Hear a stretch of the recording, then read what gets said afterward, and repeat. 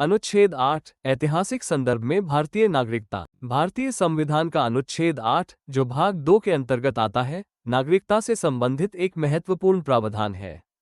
यह अनुच्छेद उन व्यक्तियों को भारतीय नागरिकता प्रदान करता है जिनका जन्म या जिनके माता पिता, दादा दादी का जन्म भारत में हुआ था, जैसा कि 1935 के भारत सरकार अधिनियम में परिभाषित है, लेकिन वे वर्तमान में भारत से बाहर किसी अन्य देश में रह रहे हैं।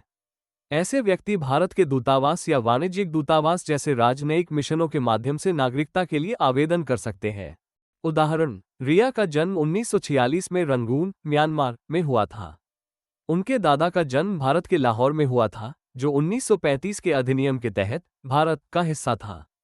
1947 में भारत पाकिस्तान विभाजन के बाद रिया का परिवार म्यांमार में बस गया। 1950 में जब भारतीय संविधान लागू हुआ, तो रिया, जो अब म्यांमार में रह रही थी, अनुच्छेद 8 के तहत भारतीय नागरिकता के लिए आवेदन करने की हकदार थी।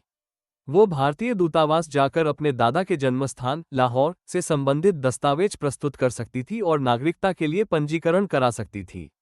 इस प्रक्रिया के बाद उन्हें भारतीय नागरिक मान लिया जाता। अनुच्छेद 8 महत्वपूर्ण बिंदु और प्रासंगिकता। 1. लाभार्थी। ये प्रावधान विशेष रूप से उन व्यक्तियों के लिए बनाया गया था जो विभाजन या औपनिवेशिक शासन के कारण भारत से बाहर चले गए थे। 2. ऐतिहासिक संदर्भ। यह अनुच्छेद 1947 से 50 के दौरान विशेष रूप से प्रासंगिक था, जब नए राष्ट्रों जैसे पाकिस्तान के निर्माण के कारण लोगों की नागरिकता अनिश्चित हो गई थी। 3. वर्तमान प्रासंगिकता। आज अनुच्छेद 8 मुख्य रूप से ऐतिहासिक महत्व रखता है क्योंकि नागरिकता अब नागरिकता अधिनियम 1955 और OCI भारतीय मूल के व्यक्ति कार्ड जैसे नए कानूनों और प्रावधानों द्वारा शासित होती है।